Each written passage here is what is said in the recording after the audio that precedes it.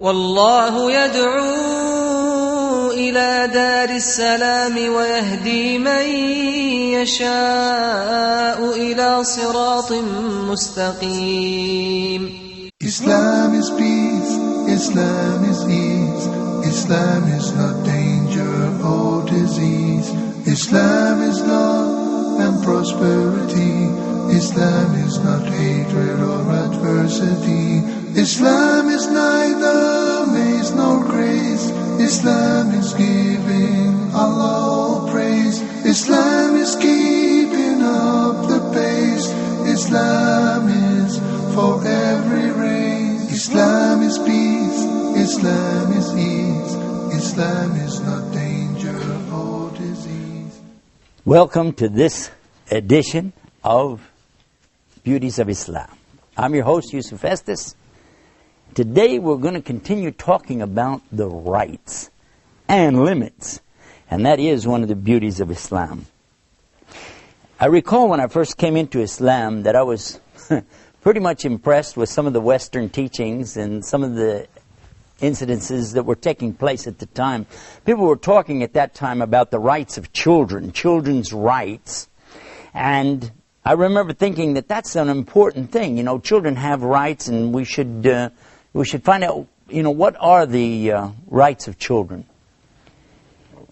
At the same time, though, I'm discovering Islam, and I'm looking at Islam and asking, well, what about rights in Islam? You claim that Islam is a way of life, Islam is a complete and total package for all times and all places and all people. So is there anything in Islam about rights for children? And it's funny, you know what? Islam is all about rights.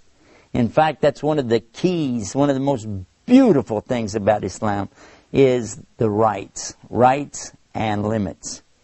That we don't go past somebody's rights. Because, for instance, we give rights to the children. You could say, well, children have all rights, total rights. Now, all of a sudden, the children are telling the parents what to do. That's not a good idea.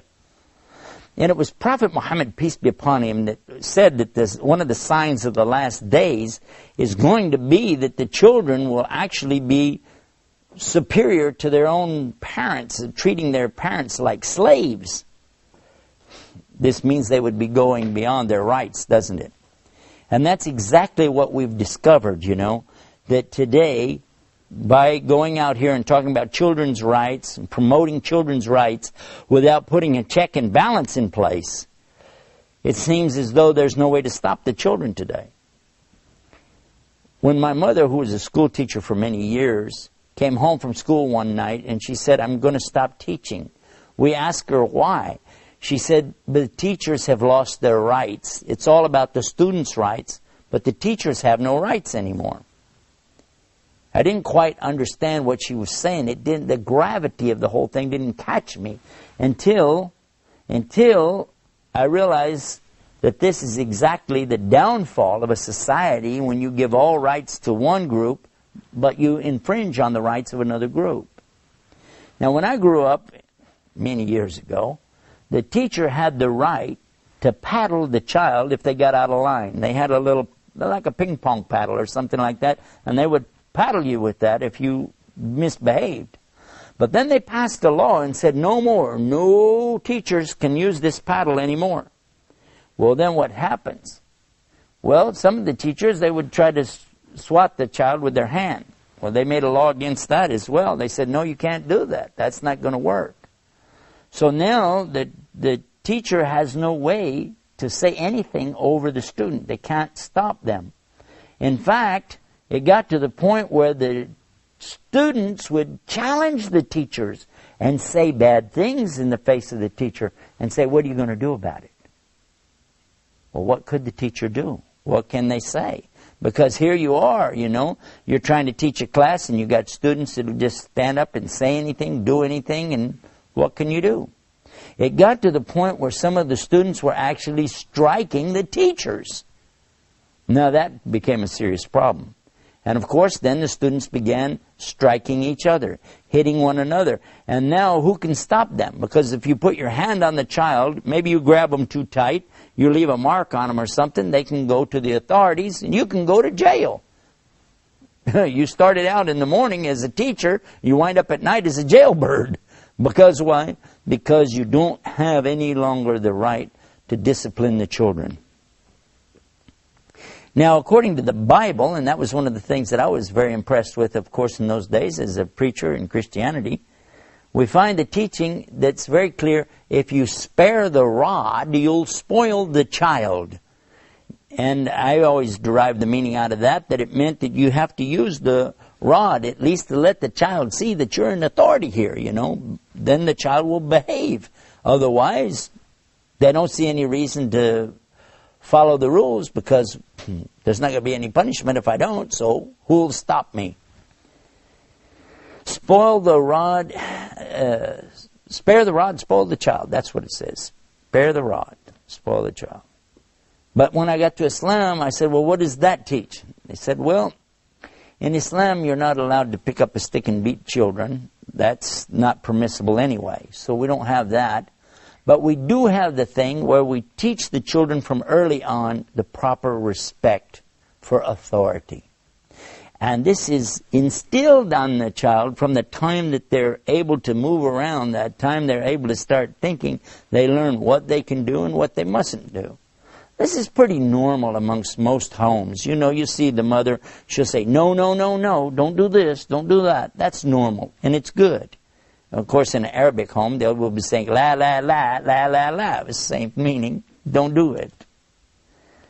But as they get older, and they begin to talk, speak, think, and converse with their parents, that's when the importance of teaching rights and limits really comes into play. Because it is right for the child to have a time to play with their toys. And it's also right that they should share their toys. But there has to be a limit.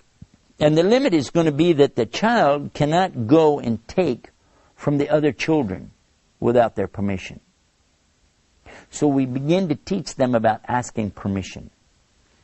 I remember one of the things that my dear friend Muhammad Abdul Rahman, who was the one who helped me get to Islam, that he taught us this by example. He was very good at giving examples of things so you could see it. One day he went to my daughter, who was about 6 years old at the time, and he asked her if she would like to borrow $1.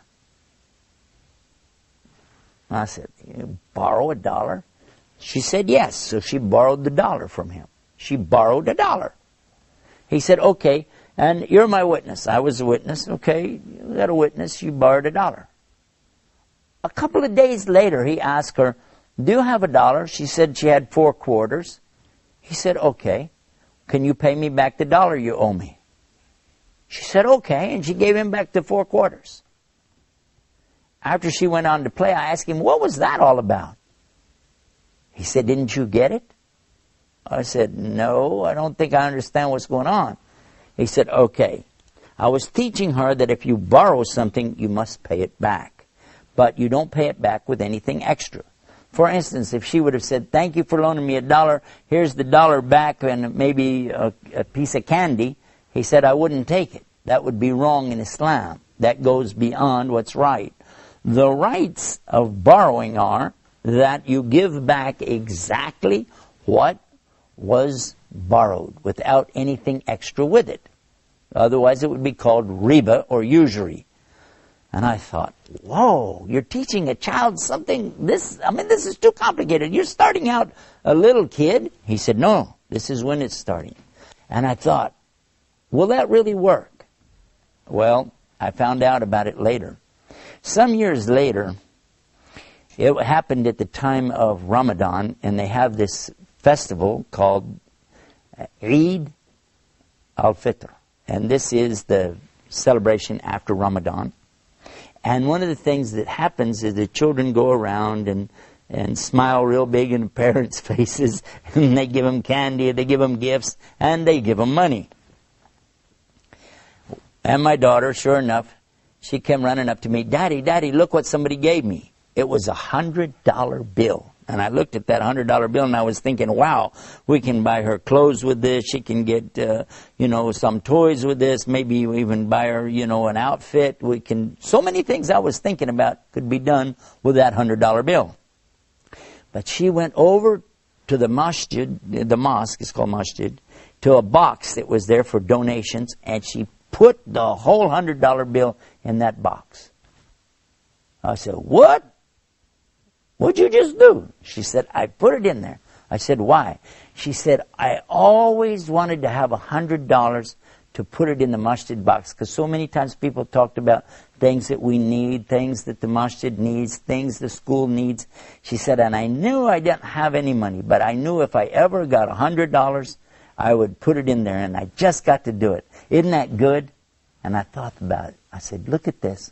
This child has understood something better than I did. Whereas I was thinking we could get her some clothes, we could get her some toys, candy, gum, things like that with the money. And look at what? She's understanding value, a value that's a higher level of value, not just dollars and cents. So what we're learning from this kind of rights, is that there is something with limits too. You don't just think about what I get for me. You don't just think about, how is this going to benefit my circumstance right now?